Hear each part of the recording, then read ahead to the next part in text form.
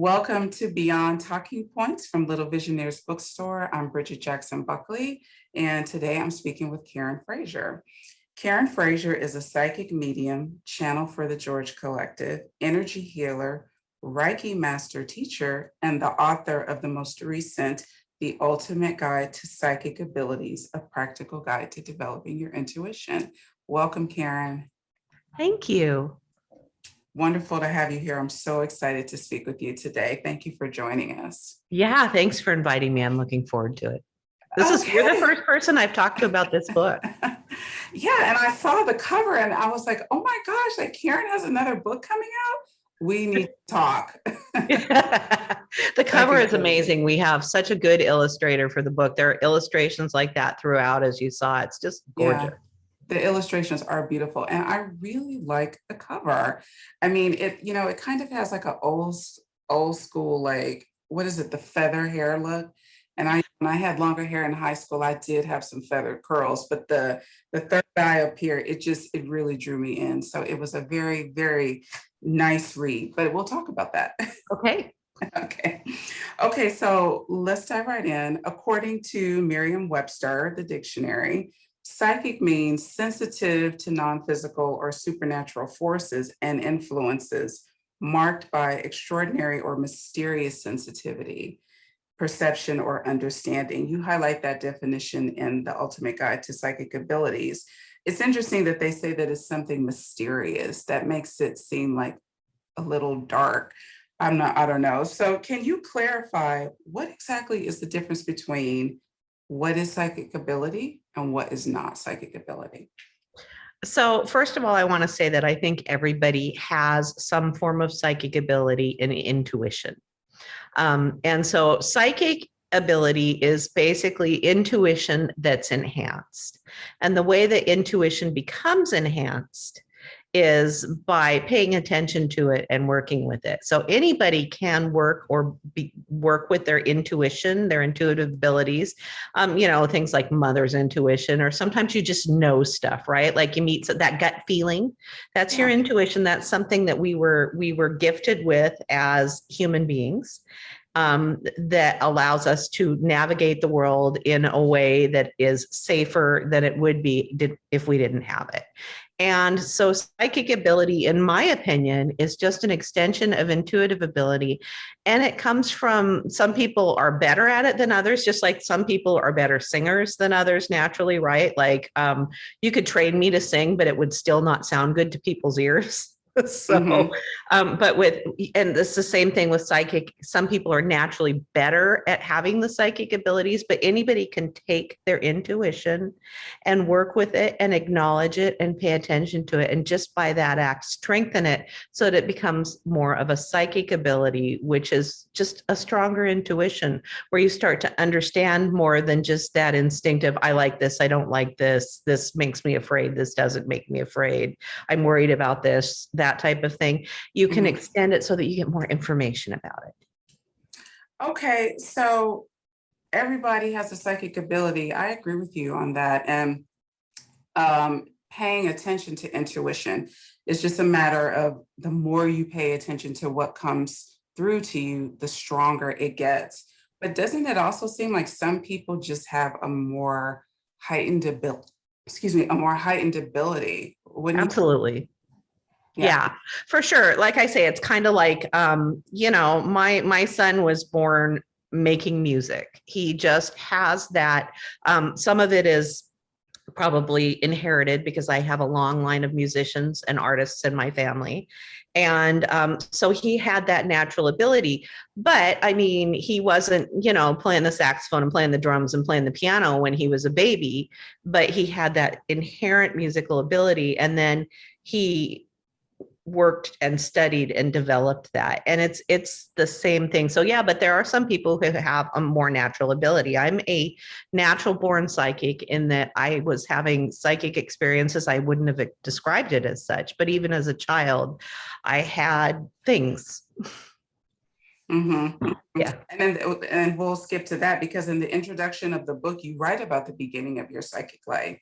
You list several incidents you experienced when you simply knew something you had no way of knowing, and when you felt powerful emotions that didn't seem to relate to anything going on in your life, and vivid, prescient dreams. So, what was the defining moment for you when you accepted that possibly being dismissive, if you even were, of this type of knowing or information was no longer an option, no longer being like a reluctant psychic? Because sometimes when these things come through, it's like, am I the only one? Yeah. This is happening, and just trying to find someone to talk about it with Yeah. must be a challenge. I was absolutely dismissive of it for a lot of reasons. First of all, I grew up in a fairly religious family. I am a woman of a certain age. I'm in my 50s, and that wasn't a thing that was super acceptable. So I was conditioned both through my religion and societally to see psychic stuff as kind of that charlatan-y stuff, that it couldn't be real. Why would I be so special as to have this gift if not everybody had it? So I actually, even though I had all of these experiences, and I had them throughout, as I write in that introduction, I had them throughout my childhood, I had them throughout my teen years, my young adulthood. And it wasn't until I was in my late 30s or early 40s when I just realized I had to stop fighting it. And the reason that I had to stop fighting it is because I was anxious all the time, and I was stressed all of the time, and I was unhappy, and I was that unhappiness and that denial of who you are as a human being, right? Because it's who I am as a human being, and but that denial of it in order to fit into a box or to fit into what I'm conditioned to be through my religion and through my childhood and all of those things. I couldn't deny that anymore because it was creating such havoc in my life. I used to think I was bad at life. And what I recognized is that I wasn't bad at life. I just wasn't stepping into my authentic self. And what was making me bad at life, right, was that I wasn't being authentic. I wasn't being true to who I was. And how can you be good at anything when you're being untrue to yourself? So, okay, so yeah, that's a really important point when you're not being authentic and when you're not being true to yourself. It's a form, it's self-denial. Mm-hmm. And wherever you go, it's if a family gathering, a social gathering, you're not fully showing up. It's almost like you're shrinking. Yes. So what was happening then for you? I mean, I know in and of itself, not being authentic it's a whole different discussion and set of challenges. But Sure. were you perceiving psychic information all the time, and that was making you feel anxious because you didn't know what to do with it or how to relay it to people? Yeah, so that was part of it. So I've always had a group of friends that I kind of call my woo-woo friends. So I've always had this interest in all sorts of things and all sorts of things, crystals and energy healing and all of these things that are very different from what I was raised with. And I'm trying to come up with a definitive moment for you because I know you'd like one. And it was a process versus this definitive thing, but it was being around my woo-woo friends. And some of them were psychics, and I absolutely 100% believed that they were psychics, but not me, right? In spite of all of my experiences, because I had created these layers and layers of denial. And I remember I had a friend who took me aside and he said, you need to do something with this. Let's see what we can do to get you to start working with this. And I was going, at the time, I was writing for a magazine called Paranormal Underground. I mean, if that tells you anything, I was writing for them. And I was doing all of this exploration of things because I wanted to experience the things I was writing about so that I could write about them from an authentic place versus just write about them like because I researched them on the internet, right? Because it's very easy to do that as well. And so I was doing things like I was going on ghost hunts and I was having past life regression hypnotherapy and I was having all of these experiences.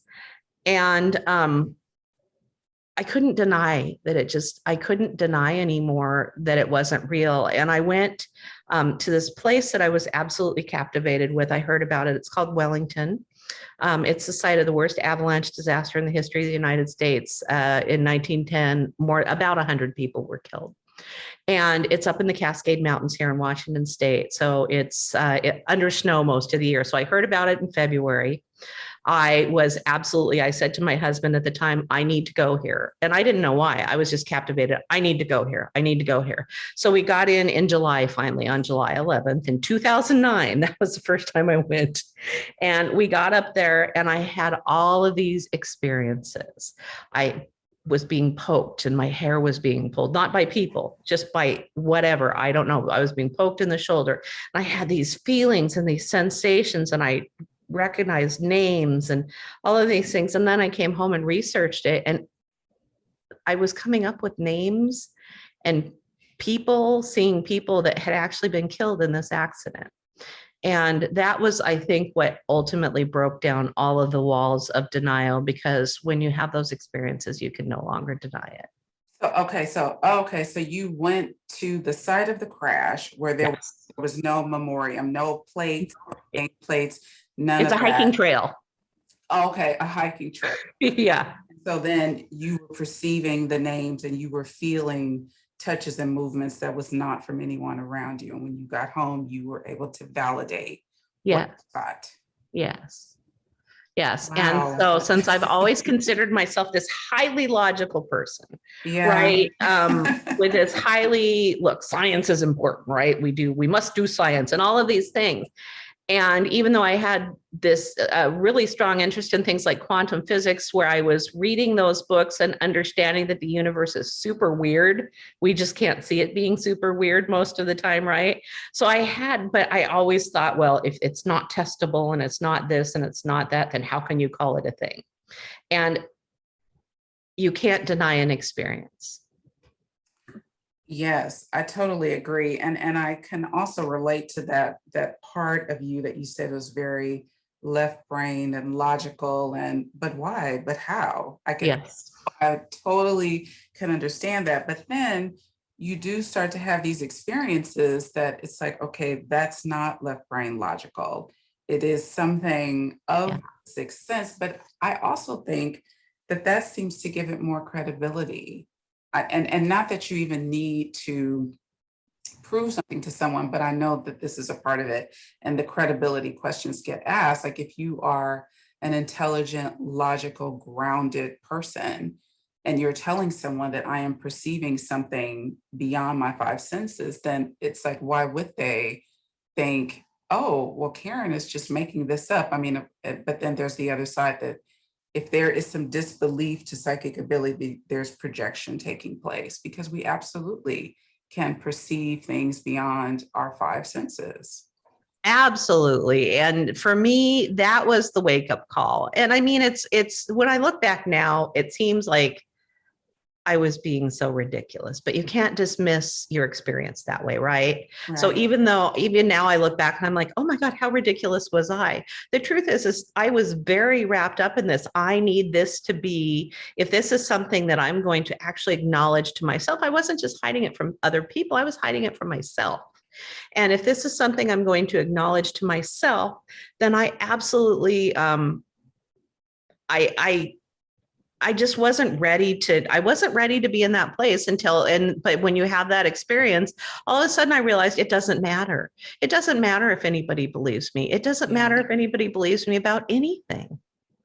But you really have to, do whatever inner work is necessary for you to get to that place where you can really stand in your own authenticity and just not say you're not being dismissive of them, but you're really just standing in your own. Yes. And yes. The psychic ability comes with it. Yeah, exactly. And so, I mean, I was at a point where, look, I either had to, or I was going to live this life of anxiety, and I was going to go down the medication route and, all of those things that we do to ourselves. Right. And the other thing that clicked into place is my grandmother was this very proper Catholic woman who every Christmas I would walk into the living room and she would be on her hands and knees with her butt up in the air, her head under the tree, and she would be shaking presents, and every present she would touch, she would tell you what was in it. This is a this is a scarf. There's only one way she could have done that, right? But I just thought, oh, look at grandma, she's so funny, right? And then, and she suffered from her entire life. She was medicated for bipolar depression. As a matter of fact, it's what killed her was her medication stopped and she just chose to die. She stopped eating. And I believe, and in that moment when I recognized and stepped into accepting my own thing, I made this connection that I was breaking a cycle that my grandmother had been in, because her faith wouldn't allow her to acknowledge her abilities, even though it was very clear that she had these abilities. And I was headed down that route. Yeah, and I just wanted to go into that a little bit more, because we are at a time, when things are changing on the planet and everyone is feeling it to some extent. And there is this possibility that more people may have psychic awakenings and openings. And I think it's important to just be with it, to be to some level acceptance, and not immediately go into this, oh, what am I going to do with this? How is this going to turn out 10 years from now? But just to be with it every step of the way. If you're perceiving information, acknowledge and accept you are perceiving information, and then take the step from that place instead of what is the, Absolutely. When I work with people, and you're absolutely right. Look, I've been getting more and more people who are coming to me with this, who are very curious. And they are saying, I'm having these experiences. And my recommendation is always simply to be in the moment with it, to meet it with curiosity and without judgment, to allow yourself the experience and later look back and analyze it. Because if you're analyzing it when you're in the experience, you're never going to allow yourself to have the experience to understand who you truly are. Yes. And then also, it appears to me that, when information is coming through, it almost sometimes, I mean, yes, sometimes you need to try to figure out what it is, but when you're really deep in the analytical side of trying to figure out what it is, you're overlaying a lot onto it. So there would have to be some aspect where you can trust that as you are ready to know, or as the information is ready to be revealed, you will know what it is. Like, you don't have to have all 500 questions answered at that immediate moment. You are absolutely right. It took me a while to get there and to understand that. And so I only recently me too, Karen. Yeah. Yeah. I mean, it's a process, right? When, what? It's a process. It's ongoing. I still sometimes don't understand that. Right. Yeah. So you mentioned at the beginning of the when you were introducing me that I channeled the George Collective. Mm-hmm. And that's been me having to simply step out of myself and trust. I mean, I literally open a piece of paper, I pop up a document on my computer because I type when I channel, but I have no idea what I'm going to write. I sit there with a blank page and my fingers start moving. And that takes a lot of trust. And if I catch myself questioning, I stop the information or I change the information and I add my filters to it. So that is in addition to the psychic ability and even being a medium. So when did that energy come in? And I'm all my life, they were my, but in age appropriate ways and in ways that I was ready to receive it. Mm-hmm. So when I was a child, they were my imaginary friend, quote, right? George. Mm-hmm. And so they've always been with me. They played with me. I used to write like little simple poems and stories when I was from a very, very young age. I recognize now that all of the books that I've written have to some extent been channeled. The first book that I wrote about this incident that I was telling you about up at Wellington, mm-hmm. I sat down. I didn't know I was going to write a book. I just sat down and I was going to write a blog post. And like 5 days later, I kind of looked up. I mean, I slept a little bit and ate a little bit, but my husband and my children were standing there looking like they were really, really hungry, and nobody had, fed them or made sure that they were doing what they needed to do. I was in this 5-day fog of, it was like I sat there for 12, 14 hours a day and just wrote. And I didn't know that that's what was going to happen. And most of my books, when people interview me about my books, a lot of times they're like, well, you wrote about this. And I'll be like, I did. Yeah. Yeah. Because I'm aware while I'm channeling, but it's not that storing it in my memory aware, right? I have to go back and read everything I write so that when people ask me questions about it, I remember what I wrote. Right. I understand that. And it's also good information for you too. You know? Mm-hmm. Yeah, I'm learning too, because most of this stuff I didn't know. Yeah. Okay. All right. So this question, I read your book and I see the words on the page, but I'm like, I need this explained to me like I'm a 5-year-old.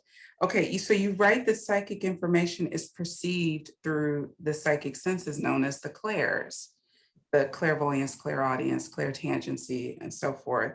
But you receive psychic information through various manifestations of psychic ability that involves the senses. So the difference between how you perceive psychic information and how you receive it, I feel so confused about that. Yeah, I understand that. That was actually, I went back and I read that and I was like, okay.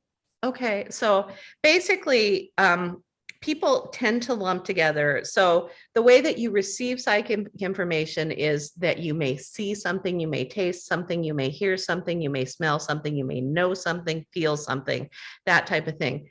The way that you perceive it, no, that's how you perceive it, excuse me, is through sensory stuff. I always mix my words around. So it comes to you through sensory things. So I might have a flash of a white car in my mind, for instance, when I'm doing a reading for someone, right? But the way that a lot of people need to activate it is they may need to touch something, which is psychometry. So it's the difference between the way that the psychic information comes to you as far as how you understand it and the way and what you have to do to activate it. Okay, so what you have to do to activate it. So for instance, for some people, they have psychometry. And so what they do is they have to touch something. And the touch activates it. And the touch activates it. The touch brings it. For some people, they just may need to be in the presence of another human being and it comes. For some people, they may need to telepathically pick it out of your mind, right? For some people, they may just have to touch you and notice it. For some people, they may need to do something like a Ouija board or a seance or sit down with a pen on paper and do automatic writing.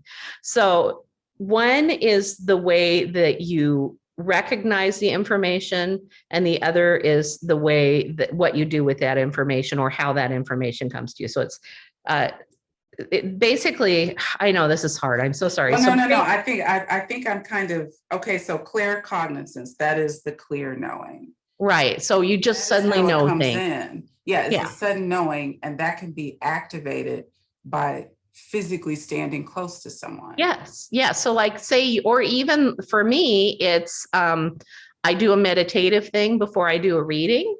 And then I pull like a tarot card. So some people will use like tarot cards or divination tools like pendulums, or even I've seen people use dowsing rods, things like that.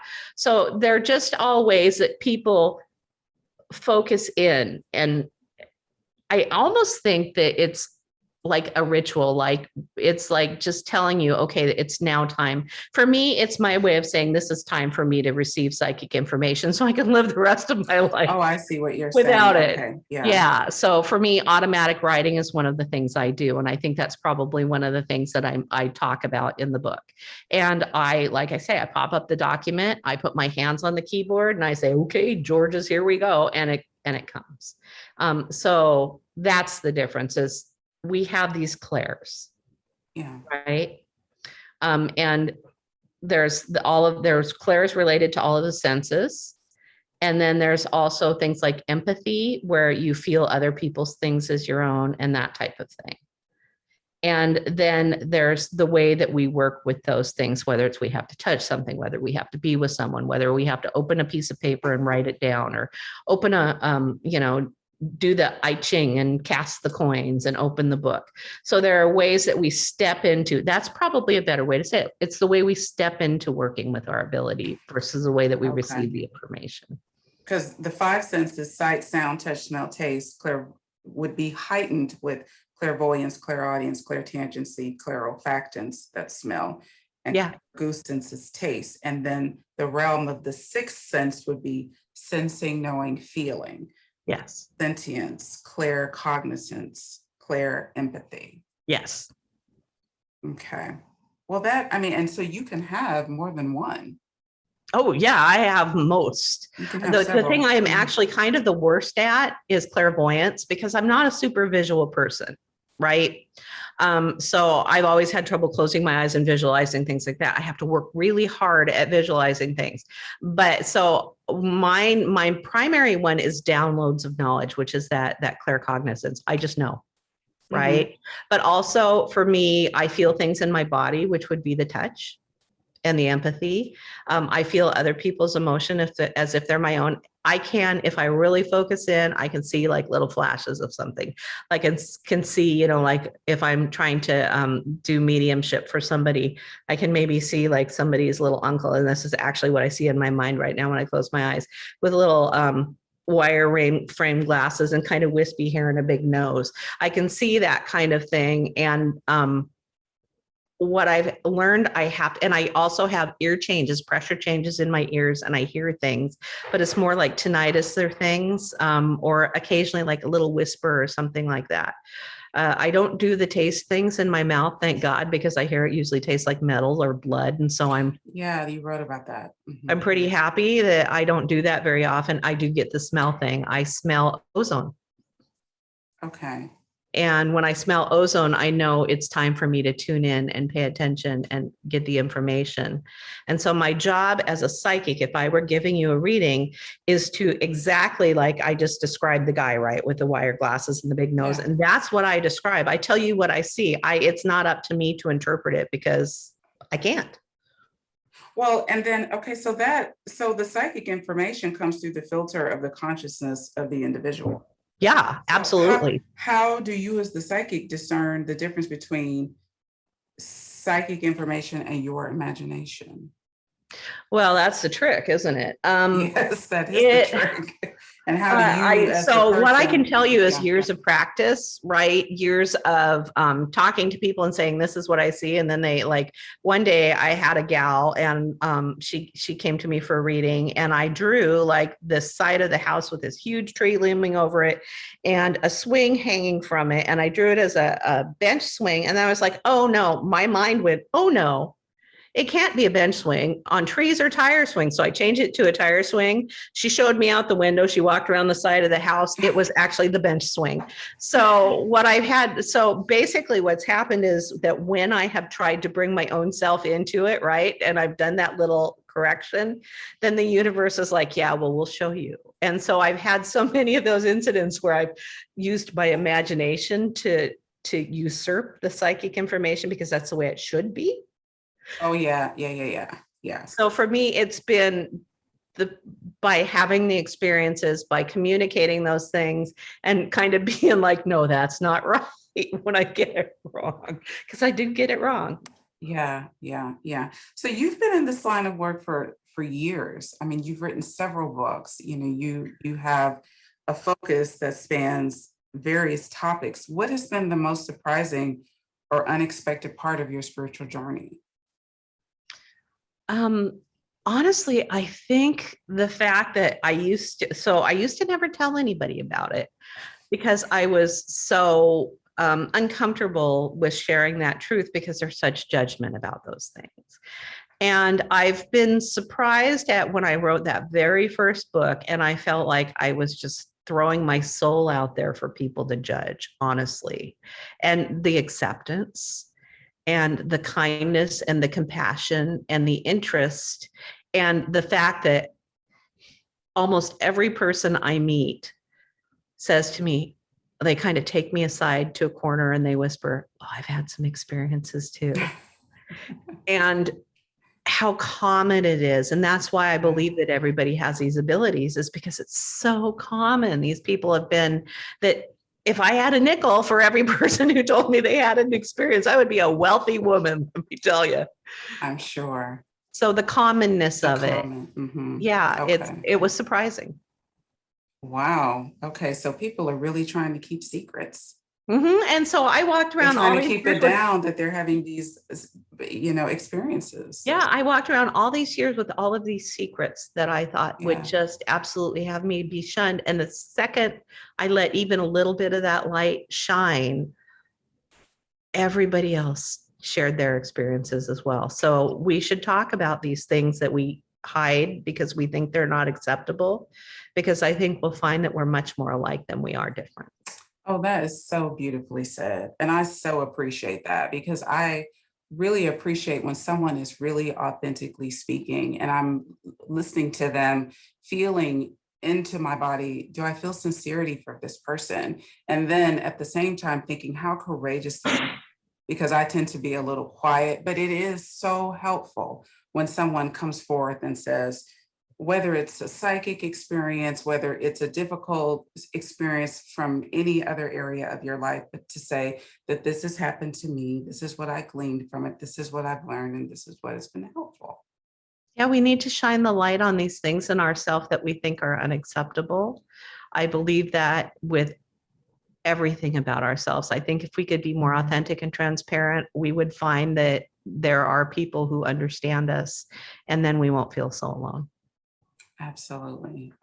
Very, very, very well said. We hope you enjoyed listening to this conversation with Karen Frazier. Little Visioneers is an independent bookstore that, beyond selling books, hosts community-focused interviews and author events. Remember, the best way to support your local independent bookstore is as simple as buying a book. Karen writes and teaches about spiritual, metaphysical, paranormal, and vibrational energy healing, exploring topics such as dream interpretation, metaphysics, alchemy, crystals, psychic phenomena, and the survival of consciousness after death. She also co-hosts the Intention is Everything podcast with Paranormal Underground's Cheryl Knight Wilson. You can learn more at authorkarenfrazier.com, and you can see the many books that she has available there, and also find The Ultimate Guide to Psychic Abilities, a practical guide to developing your intuition. Thank you, Karen. Thank you.